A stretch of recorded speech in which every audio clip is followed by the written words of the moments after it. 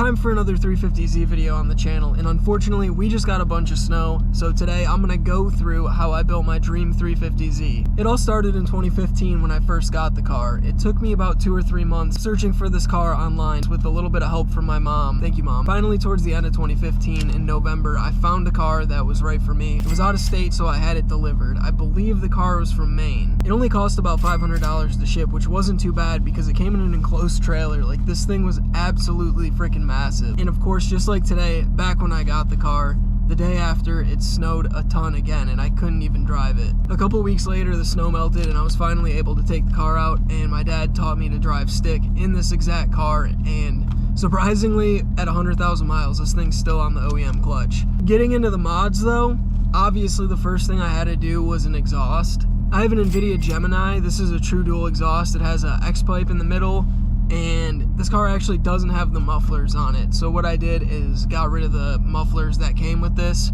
because honestly, this exhaust was not too much louder than stock when I first got it. It's not a V8, but it's something. Love it.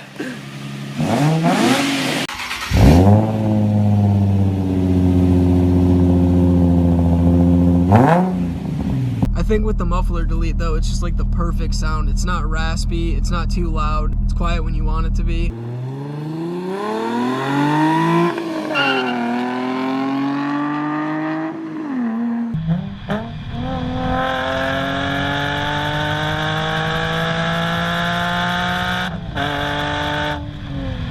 The next thing I did to this car was take out the stock radio and replace it with the Jensen VX720. This is a very nice upgrade in my opinion because it gives you that touchscreen head unit as well as Bluetooth and many other features. Next up, I did a cheap if not free mod depending on what you have laying around at home. This is the windshield wiper delete on the back.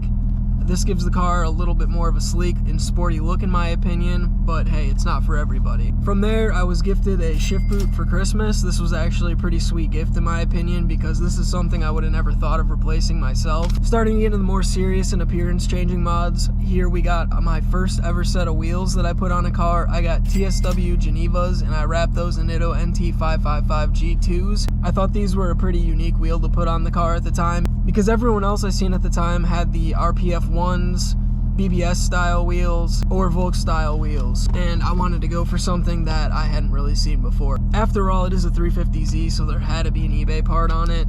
For this, it was my side skirts. These I do kind of regret because they look cheaper in person than they did in the pictures, but it's something I can always replace easily, and they do the job for now, so I'm not too upset. So I forgot to add in here window tints. I don't really know how much those count as a mod.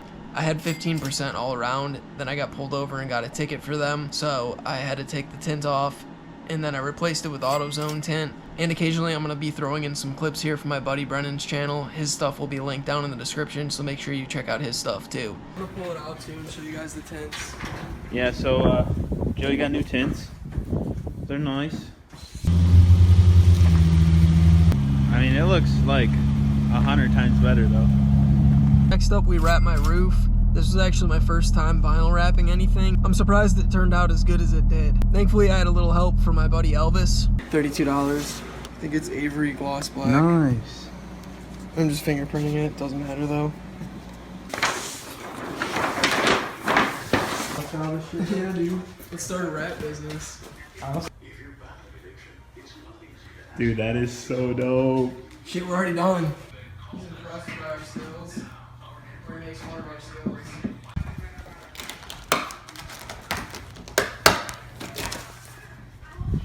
Classic fashion a few days later, but we got the roof wrapped. It took about an hour and a half, 2 hours, but we got everything all tucked and everything. So it came out pretty good. Only flaws right here, but we didn't feel like taking the antenna out, so just gonna leave it how it is for now. Probably redo it later. Now I did the bumper on this car. This mod wasn't planned. I just gotten the car back from paint. Driving down the highway, I hit a goose walking across the road. Totaled the bumper out, but this was probably one of my favorite ones that I've done to the car. I got the KBD Nismo V3 bumper, and if you look it up on Google, you'll actually find a picture of my car. Yeah, dude, all right, I went so what drifting happened? the other day, you know, track day. trying to get into drifting is, you know, went to the track, going tandems with a 240, went right into a wall. This was a bit of a hectic install because this bumper is super heavy compared to stock, and you have to make custom supports for it so that it doesn't fold into your tire like happened to me. If you're in the market for this bumper, I would recommend just going for the OEM Nismo unless you really prefer the styling of the KBD.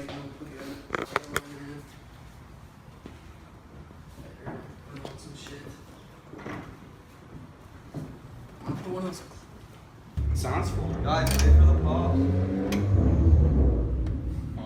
Oh my god.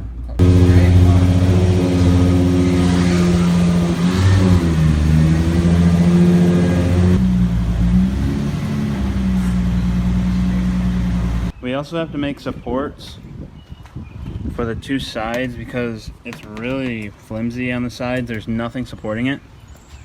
But other than that, it looks really good. Yeah, I mean, it's not like horrible, but I think for sure on the highway we can have problems. But simple one, stubby antenna, don't really need to cover that. It's just another eBay part.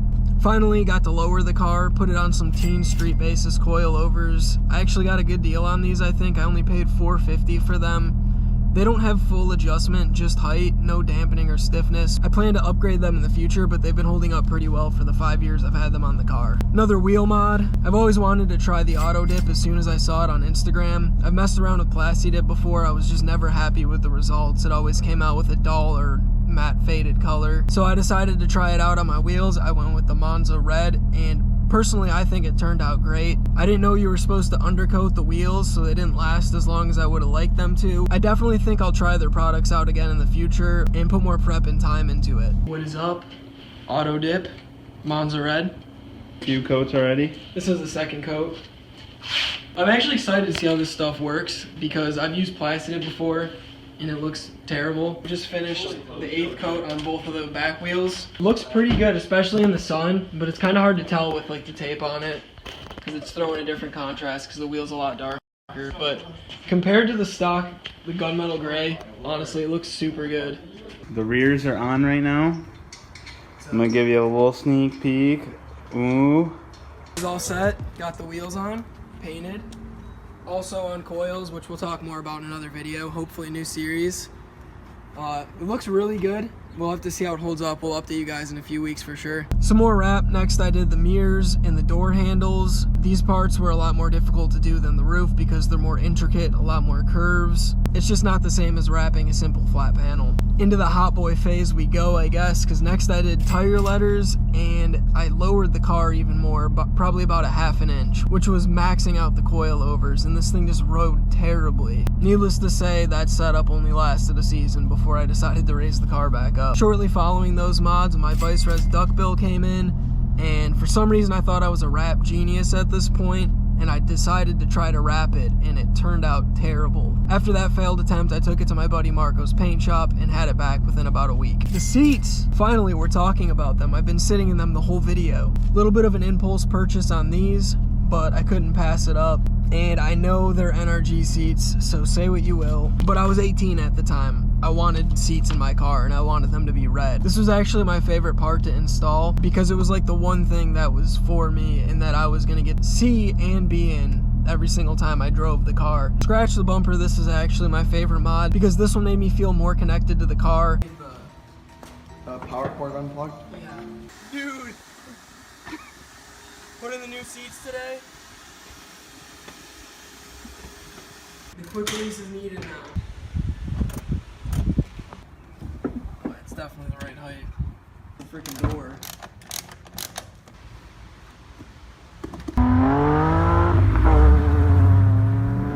Of course, the seats weren't enough. I had to do the 6-point harnesses. Obviously, don't have those in the car anymore. But those were an experience. Don't recommend that at all unless you actually are tracking the car. And if you track and street drive the car, I would recommend setting up a system where you can have your regular seatbelt and the harnesses. It was just really annoying if you're ever doing short drives or whatnot because it makes buckling up take much longer than it should. It started to become a problem getting in and out of the car with the stock wheel with these new seats. So next I got a quick release. I ordered the Gen 2.1 Energy quick release hub. This was from an eBay dropshipper, I believe, and I was supposed to get the hub and the wheel for $350, and I never got the wheel. Reached out to the seller, reached out to eBay. There was nothing I could do to get my money back, and I never got the wheel. Luckily, I found this on the Facebook Marketplace. So I messaged the guy and asked him if I could buy the wheel off of him without the quick release that he was selling it with, so I ended up picking this up for only 40 bucks. I really love this wheel. It's smaller than normal. I think it's like an 11-inch. I'm actually much happier with this wheel though, because as you can see, it's flat and I sit pretty close to the wheel. Having the deep dish would have been more of an issue than anything with this car. Time for some AutoZone rice, I guess. I went and did some interior underglow. I don't think this turned out too bad. It's actually pretty well hidden, and I tucked all the wires into the trim. So for $40, I can't really complain. The notorious subframe bushings.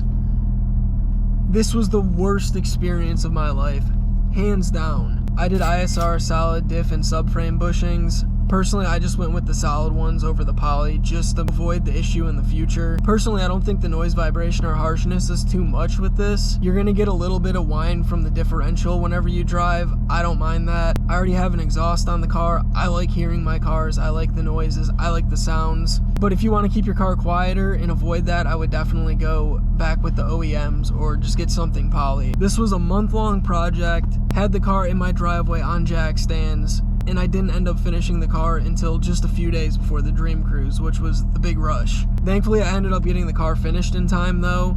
Unfortunately, I don't have a bunch of photos documenting this because my camera lens was broken. Thanks to some help from a couple buddies, we ended up getting the job done. Then the last and most recent mod I have done to this car is the gktech Hydro dual caliper kit. This was actually a fun one to install too. I feel like this mod had a little bit of everything that I'd learned all in one. Taking the interior apart, taking the rear axles and hubs apart, plumbing lines, routing stuff, drilling holes. It was just a fun mod to do, and it turned out great. I do have a small leak in the line somewhere. I will be making a video soon diagnosing that. I haven't gotten to take the car to the track since I've done this mod because it needs a new clutch. Surprisingly, at 100,000 miles, this thing's still on the OEM clutch. I do plan to get that before the summer and hopefully get an install video on that as well. But that is the full breakdown on all the mods and parts I have on this car. Nothing performance-wise, I know. I just didn't think it was worth spending the money to try to make this car faster. It already has the HR engine, and I ended up picking up a 335i as well, which is a much more tunable platform. So for now, this car is just gonna stay stock. I like it reliable. It has just enough power as it sits, in my opinion. So, hot boy for life, I guess. Thank you guys for sticking around to the end. If you like this video, make sure you check out my other content like this video right here. I post videos every single Tuesday. Make sure you like, comment, and subscribe, and I'll see you guys next week. Yeah, so they get out my way. Yeah, fast on my lane.